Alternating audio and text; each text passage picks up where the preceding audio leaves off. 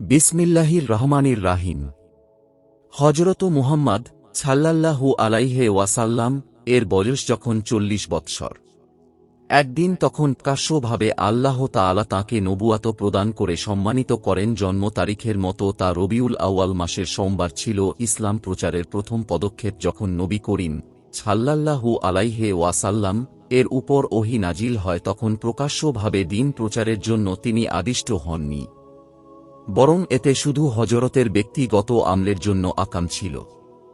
এরপর কিছুদিন ওহী নাজিল বন্ধ থাকার পর যখন দ্বিতীয়বার ওহী নাজিল আরম্ভ হল, তখন এতে হযরতকে ইসলাম প্রচারের জন্য নির্দেশ দেওয়া হল। কিন্তু দুনিয়াতে তখন মূর্খতা ও গোমরাহির রাজত্ব বিদ্যমান। বিশেষ করে আরবদের অহংকার ও গৌরব এবং পূর্বপুরুষদের অনুসরণ তাদেরকে সত্যর আওয়াজে কান লাগাবার, আমল করার কখনো সুযোগ দিত না।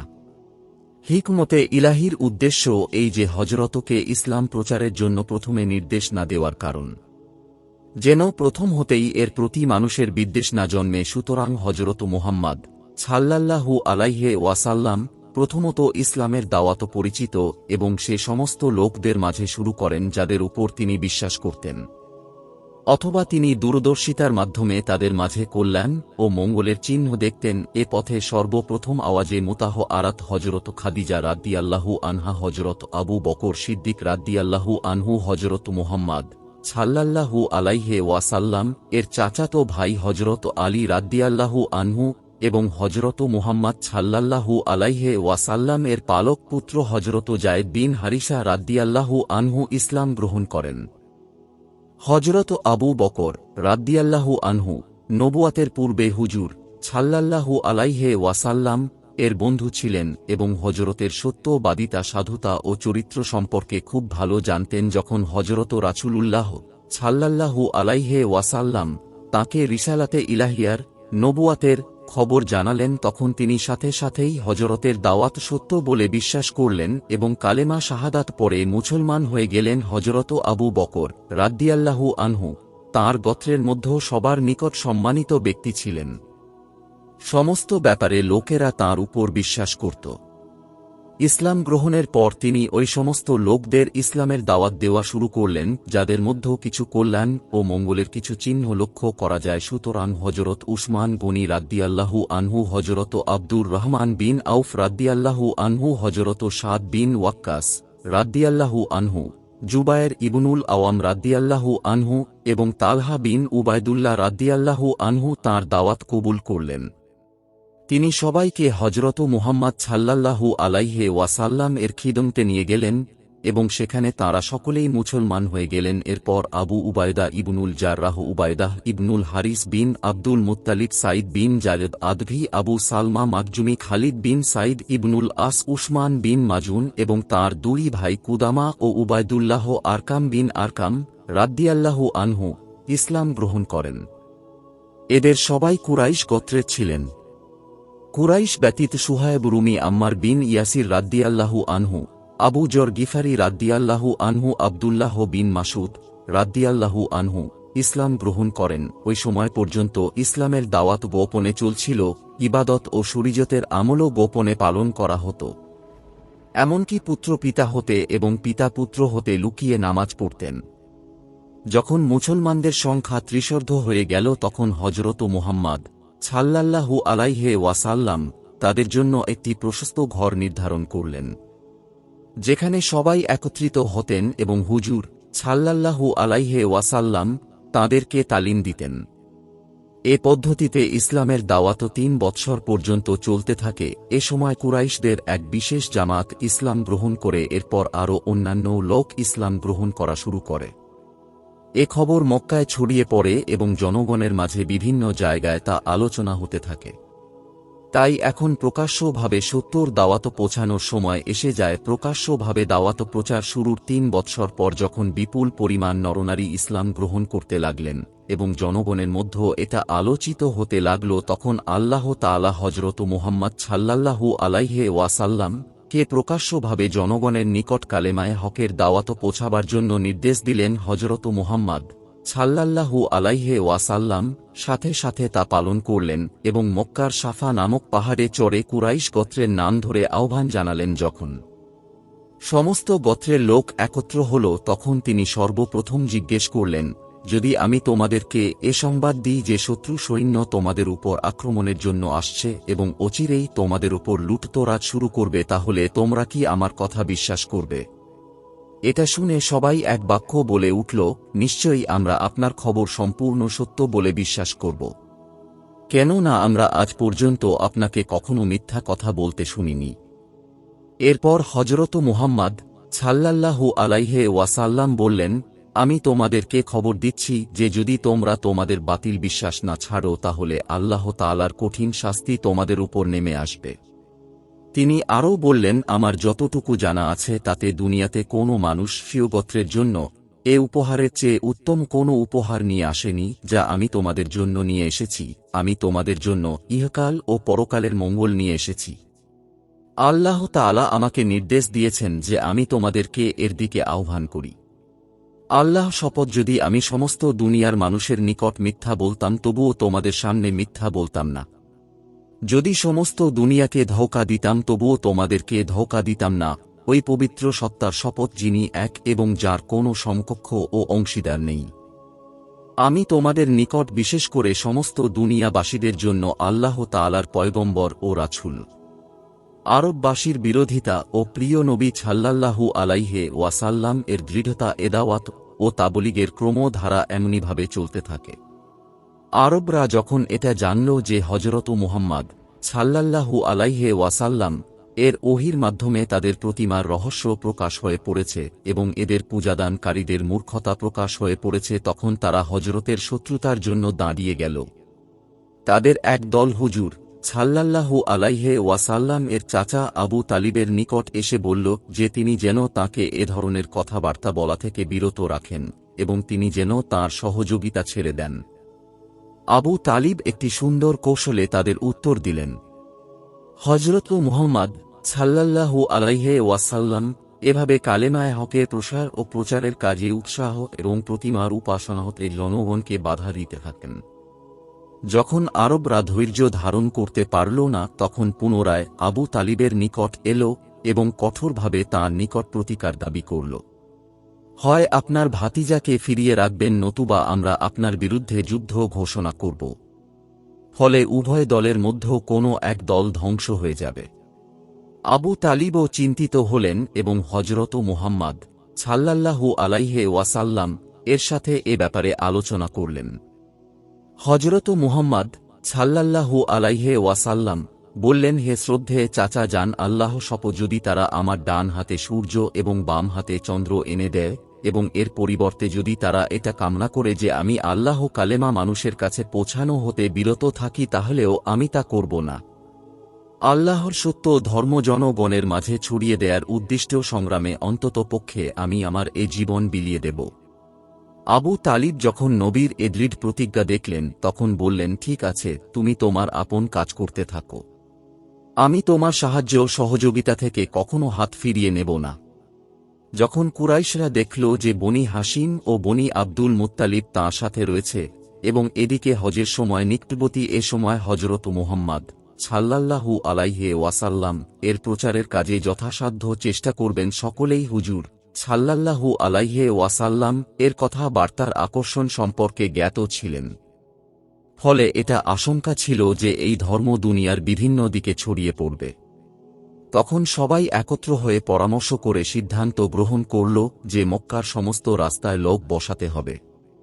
বিভিন্ন দেশ হতে যে লোক হজে আসবে তাদেরকে দূর হতেই এটা বলে দেওয়া হবে যে এখানে একজন জাদুকর আছে, যে তার কালামের কথাবার্তা দ্বারা পিতা পুত্র স্বামী স্ত্রী এবং সমস্ত আত্মীয় স্বজনের মাঝে বিচ্ছেদ সৃষ্টি করে তোমরা তার নিকট যেও না। আল্লাহ তাআলার কুদরত তাদের এ কার্যকরী পদক্ষেপের দরুন হযরত মুহাম্মদ সাল্লাল্লাহু আলাইহি ওয়াসাল্লাম এর প্রচারের কাজ হয়ে গেল। যদি তারা এরূপ না করত তাহলে সম্ভবত অনেকে হুজুর সাল্লাল্লাহু আলাইহি ওয়াসাল্লাম এর ব্যাপারে কোনো কিছুই জানত না। কিন্তু তাদের এ অপচেষ্টা সবাইকে হুজুর সাল্লাল্লাহু আলাইহি ওয়াসাল্লাম এর আশিক বানিয়ে দিল। কুরাইশদের নির্যাতন এবং প্রিয় নবীর সাল্লাল্লাহু আলাইহি ওয়াসাল্লাম অটলতা। যখন কুরাইশরা তাদের অভিসন্ধি পূরণে ব্যর্থ হল এবং দেখল দিন দিন হযরত মুহাম্মদ সাল্লাল্লাহু আলাইহি ওয়াসাল্লাম এর দাওয়াতের প্রসার হচ্ছে এবং বিপুল সংখ্যায় লোকেরা ইসলাম গ্রহণ করছে, তখন তারা সর্বপ্রকার উৎপীড়ন করতে লাগল। মক্কার কয়েকজন বখাটে ও লম্পট ব্যক্তিকে একত্র করে উদ্বুদ্ধ করল যে তারা যেন প্রতিটি মজলিস ও সভায় হযরতকে ঠাট্টা বিদ্রূপ করে এবং যেভাবেই সম্ভব হযরতকে কষ্ট দেয়। প্রিয় নবী সাল্লাল্লাহু আলাইহি ওয়াসাল্লাম কে হত্যার পরিকল্পনা একদিন হযরত কাবা শরীফে নামাজ পড়ছিলেন। যখন সিজদায় গেলেন তখন আবু জাহলও এই সময়টুকু সুবর্ণ সুযোগ মনে করে হুজুর সাল্লাল্লাহু আলাইহি ওয়াসাল্লাম কে পাথর মেরে মাথা মুবারক চূর্ণ বিচূর্ণ করার ফন্দি করল। কিন্তু যখন সে পাথর নিয়ে হযরত মুহাম্মদ সাল্লাল্লাহু আলাইহি ওয়াসাল্লাম এর নিকট পৌঁছায় তখন হাত কেঁপে উঠে পাথর তার হাত থেকে পড়ে যায়। অতঃপর পলায়ন করে নিজেদের দলে চলে এসে বলে, যখন আমি হযরতের মাথার উপর হাত বাড়াবার চেষ্টা করি তখন এক আশ্চর্য ধরনের উট আমার দিকে আক্রমণ করার জন্য তেড়ে আসে।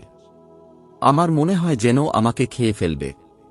আমি আজ পর্যন্ত এমন উট দেখিনি। এটা ওই ঘটনা যা কাফিরদের সমাগমে সবার সামনে ঘটেছিল এবং কাফিরদের সর্দার আবু জাহলও স্বয়ং এটা স্বীকার করেছে। আবু জাহল, উকবা বিন আবু মুইত, আবু লাহাব, আশ বিন ওয়াইল, আসওয়াদ বিন আবদে ইয়াগুস, আসওয়াদ বিন আব্দুল মুত্তালিব, ওলীদ বিন মুগিরা, নজর বিন হারিস, এদের সবাই সর্বদা হযরত মুহাম্মদ সাল্লাল্লাহু আলাইহি ওয়াসাল্লাম কে কষ্ট দেওয়ার চেষ্টা করত। এদের কেউ ইসলাম গ্রহণ করার সৌভাগ্য লাভ করেনি, বরং সবাই অত্যন্ত অপমানজনকভাবে ধ্বংস হয়।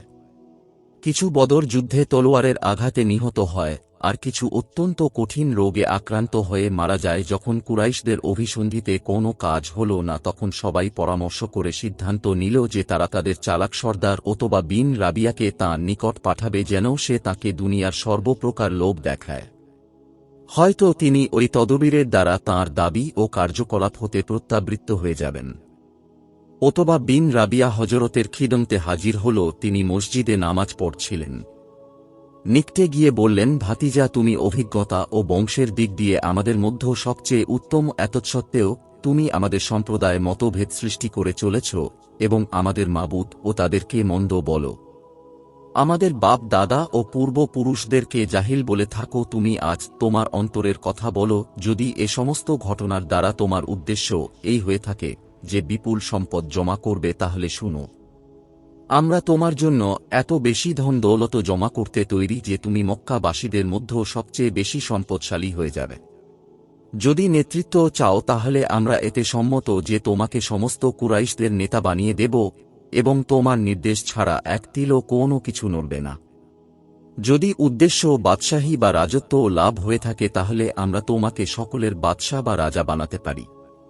আর যদি তোমার উপর নাউজুবিল্লাহ কোনো জিনের আছর হয় তাহলে আমরা কোনো ডাক্তার বা হেকিম খোঁজ করে আনতে পারি যিনি তোমার চিকিৎসা করবেন। যখন ওতবা তার কথা বার্তা শেষ করল তখন নবী মুহাম্মদ সাল্লাল্লাহু আলাইহি ওয়াসাল্লাম তার এত সব কথার উত্তরে শুধু কুরআনের একটি সূরা শুনিয়ে দিলেন, যা শুনে ওতবা হতভম্ব হয়ে গেল এবং স্বীয় গোত্রের নিকট ফিরে এসে বলল যে, আল্লাহর শপথ, আজ আমি এরূপ বাণী শুনেছি যা এর পূর্বে জীবনে কখনো শুনিনি। আল্লাহ শপথ, এটা কবিতা নয়, এটা গণকদের বাণী নয়, এটা জাদুও নয়। আমার মতো হলো এই যে তোমরা সবাই এই ব্যক্তিকে হযরত মুহাম্মদ সাল্লাল্লাহু আলাইহি ওয়াসাল্লাম কে কষ্ট দেওয়া হতে বিরত থাকো। কেননা তার যে বাণী আমি শুনেছি, আল্লাহর শপথ, এর বিরাট সম্মান ও মর্যাদা অবশ্যই প্রকাশ হয়ে পড়বে। আমি তোমাদের শুভাকাঙ্ক্ষী, তোমরা আমার কথা মেনে নাও। বেশি না হোক আর কয়েকটি দিন ধৈর্য ধারণ করো। যদি আরব তাঁর উপর বিজয়ী হয় তাহলে তোমরা বিনা প্রয়াসে এ আযাব থেকে পরিত্রাণ লাভ করবে। আর যদি তিনি আরবের উপর বিজয়ী হন তবে তাঁর সম্মান তো আমাদেরই সম্মান, কেননা তিনি আমাদেরই বংশধর। কুরাইশরা তাদের সবচেয়ে বুদ্ধিমান ও চতুর সর্দারের এ কথা শুনে হতভম্ব হয়ে গেল এবং এ বলে মুখ বাঁচাল যে এর উপর মুহাম্মদ সাল্লাল্লাহু আলাইহি ওয়াসাল্লাম জাদু করেছেন। যখন কুরাইশদের কোনো অভিসন্ধিতে কাজ হল না তখন তারা নবী মুহাম্মদ সাল্লাল্লাহু আলাইহি ওয়াসাল্লাম এর সাথে তার সাহাবায়ে কিরাম, পরিবার বর্গ ও আত্মীয় স্বজনদেরকে অত্যাচার ও বিভিন্নভাবে কষ্ট দেওয়া শুরু করল। হযরত বিলাল রাদিয়াল্লাহু আনহু ও অন্যান্য সাহাবীদেরকে কঠিন শাস্তি দেয়া হল। হযরত আম্মার ইবনে ইয়াসির রাদিয়াল্লাহু আনহু এর মাতাকে এ কারণেই অত্যন্ত নির্মমভাবে শহীদ করা হল। এটাই ইসলামের ইতিহাসে সর্বপ্রথম শাহাদাতের ঘটনা। হযরত মুহাম্মদ সাল্লাল্লাহু আলাইহি ওয়াসাল্লাম নিজে সর্বপ্রকার জুলুম, অত্যাচার ও কষ্ট সহ্য করছিলেন, কিন্তু সাহাবায়ে কিরাম ও তাদের অন্যান্য আত্মীয় স্বজন পর্যন্ত যখন এই নির্যাতনের ধারা সম্প্রসারিত হল এবং হযরত দেখলেন যে তারা অত্যন্ত ধৈর্যের সাথে সমস্ত জুলুম অত্যাচার সহ্য করার জন্য তৈরি আছেন, কিন্তু এ সত্য বাণী এবং আল্লাহর নূর হতে মুখ ফিরাতে কখনো তৈরি নন, যা হুজুর সাল্লাল্লাহু আলাইহি ওয়াসাল্লাম এর বদলতে তাঁদের লাভ হয়েছে। তখন হুজুর সাল্লাল্লাহু আলাইহি ওয়াসাল্লাম তাঁদেরকে আবিসিনিয়ার দিকে হিজরত করার অনুমতি দিলেন। নবুয়াতের পঞ্চম বৎসর রজব মাসে 12 জন পুরুষ এবং 4 জন মহিলা হাবশার দিকে হিজরত করেন, যাদের মধ্যে হযরত ওসমান রাদিয়াল্লাহু আনহু, তাঁর স্ত্রী হযরত রুকাইয়া রাদিয়াল্লাহু আনহা ও ছিলেন। হাবশার বাদশাহ নাজ্জাশী এ মুহাজিরদের প্রতি খুব সম্মান দেখালেন। এদের সবাই নিরাপত্তার সাথে সেখানে বাস করতে লাগলেন।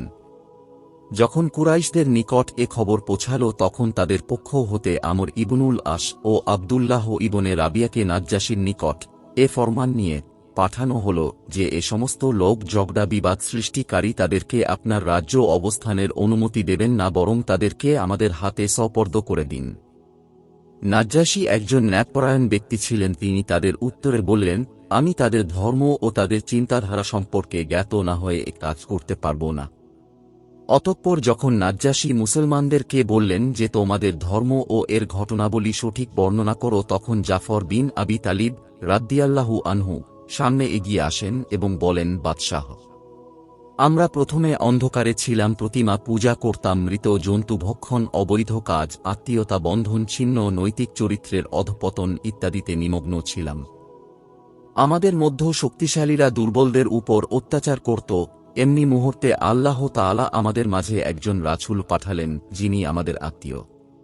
আমরা তাঁর বংশ ও সত্যবাদিতার আমানতদারি ও পবিত্রতা সম্পর্কে ভালোভাবেই জ্ঞাত আছি। তিনি আমাদেরকে এ কথার দাওয়াত দেন যে আমরা যেন আল্লাহর ইবাদত করি এবং তাঁর সাথে কাউকে অংশীদার ও সমকক্ষ মনে না করি, প্রতিমা পূজা ত্যাগ করি, সত্য কথা বলি, আত্মীয় স্বজনের সাথে সহমর্মিতা পোষণ করি, প্রতিবেশীর সাথে সদ্ব্যবহার করি। তিনি হারাম বস্তু হতে নিষেধ করেন, রক্তপাত করা, মিথ্যা কথা বলা এবং ইয়াতীমদের সম্পদ আত্মসাৎ করা হতে নিষেধ করেছেন।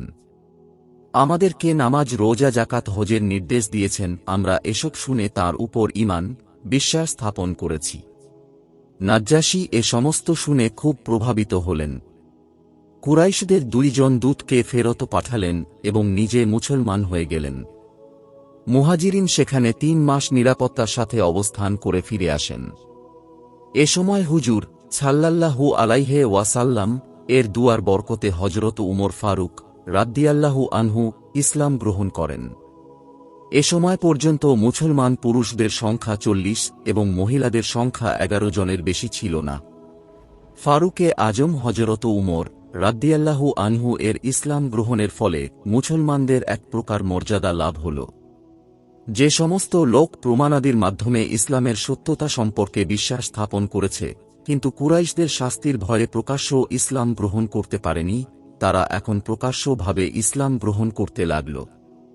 এভাবে আরব গোত্রসমূহের মাঝে ক্রমে ইসলামের প্রচার ও প্রসার লাভ করতে লাগল। যখন কুরাইশরা দেখল যে হযরত মুহাম্মদ সাল্লাল্লাহু আলাইহি ওয়াসাল্লাম এবং তাঁর সাহাবীদের সম্মান ও মর্যাদা দিন দিন বেড়ে চলছে এবং হাবশার বাদশাহ তাদের খুব সম্মান দেখাচ্ছেন, তখন তারা তাদের পরিণতি সম্বন্ধে ভাবিত হয়ে পড়ল। কুরাইশরা এ সিদ্ধান্ত গ্রহণ করল যে বনি আব্দুল মুত্তালিব ও বনি হাশিমের নিকট দাবি উত্থাপন করা হবে তারা যেন তাদের ভাতিজা মুহাম্মদ সাল্লাল্লাহু আলাইহি ওয়াসাল্লাম কে তাদের নিকট সোপর্দ করে দেয়, নতুবা তারা তাদের সাথে সম্পর্ক ছিন্ন করে ফেলবে। কিন্তু বনি আব্দুল মুত্তালিব এটা গ্রহণ করল না। তাই সর্বসম্মতিক্রমে এই অঙ্গীকারপত্র লেখা হল যে বনি হাশিম ও বনি আব্দুল মুত্তালিবের সাথে পূর্ণাঙ্গভাবে সম্পর্ক ছিন্ন করা হবে। আত্মীয়তা, বিবাহ, শাদী, ক্রয় বিক্রয় সব বন্ধ করা হবে। এ অঙ্গীকারপত্র বায়তুল্লাহ ভিতর টানিয়ে দেয়া হল। এক পাহাড়ের উপত্যকায় হযরত মুহাম্মদ সাল্লাল্লাহু আলাইহি ওয়াসাল্লাম তাঁর সমস্ত বন্ধু বান্ধব আত্মীয় স্বজনকে বন্দী করা হল। তাদের ওই উপত্যকায় অবরুদ্ধ হয়ে সব দিক থেকে যাতায়াতের রাস্তা বন্ধ হয়ে গেল। পানাহারের যে সমস্ত দ্রব্য সাথে ছিল তাও একসময় শেষ হয়ে গেল। তখন কঠিন দুর্ভাবনা শুরু হল। ক্ষুধার তাড়নায় বৃক্ষের পাতা খাওয়ার উপক্রম হল। এ অবস্থা দেখে রাসূলুল্লাহ সাল্লাল্লাহু আলাইহি ওয়াসাল্লাম সাহাবায়ে কিরামকে দ্বিতীয়বার হাবশায় হিজরত করার আদেশ দিলেন। এবার এক বিরাট দল হিজরত করে হাবশায় চলে যান। তাঁদের সংখ্যা ৮৩ জন পুরুষ এবং ১২ জন মহিলা বলে বর্ণনা করা হয়। আল্লাহ সর্বজ্ঞা জ্ঞাত। এদের সাথে ইয়ামানের মুসলমানগণও মিলিত হন, যাদের মধ্যে হযরত আবু মুসা আশারী রাদিয়াল্লাহু আনহু এবং তাঁর গোত্র অন্তর্ভুক্ত ছিল। এদিকে নবী করিম সাল্লাল্লাহু আলাইহি ওয়াসাল্লাম বাকি পরিবার বর্গ ও সাহাবায়ে কিরাম সহ প্রায় ৩ বছর এ জুলুম, অত্যাচার ও দুঃখ কষ্ট সহ্য করেন। এরপর কয়েক ব্যক্তি এ অঙ্গীকার ভঙ্গ করা এবং হযরত মুহাম্মদ সাল্লাল্লাহু আলাইহি ওয়াসাল্লাম এর উপর থেকে এ অবরোধ তুলে ফেলার জন্য এগিয়ে আসে। ওদিকে হযরত মুহাম্মদ সাল্লাল্লাহু আলাইহি ওয়াসাল্লামকে ওহীর মাধ্যমে জানানো হয় যে অঙ্গীকারপত্র পিঁপড়া পোকায় খেয়ে ফেলেছে এবং আল্লাহ নাম ছাড়া সেখানে অন্য কোনো অক্ষর অবশিষ্ট নেই।